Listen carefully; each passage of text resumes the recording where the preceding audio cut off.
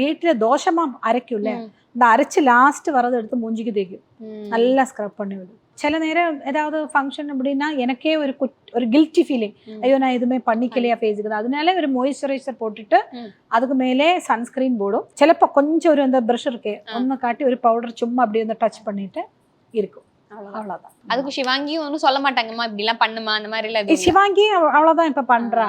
சிவாங்கி எதுலமோ வாங்கி எதுலமோ ஸ்டிக் எல்லாம் போட்டதுல அதுக்கப்புறம் என்ன சொன்னேன், உனக்கும் கிளியர் இது இப்படி போடுறது ஒரு மாதிரி பெயிண்ட் மாதிரி இருக்கு, சும்மா போ அப்படின்னு.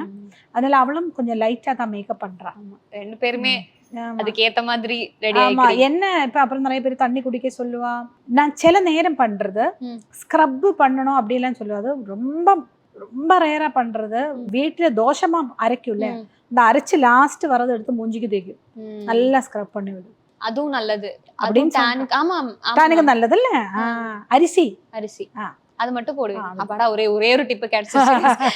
தோசை மாவு எடுத்து அது இப்ப புளிச்சு போனது இல்லையா, அந்த ஃப்ரெஷ்ஷா மாவு அரைக்கிறது, அது கொஞ்சம் வேணும்னு எடுத்து வைக்கலாம். அப்பப்போ வாரம் வாரம் அது கடையிலேருந்து வாங்குறதும் இல்லாம நம்ம இங்கே காரம் ஒண்ணுமே போட மாட்டேன்ல, சோ அது வந்து நல்லது.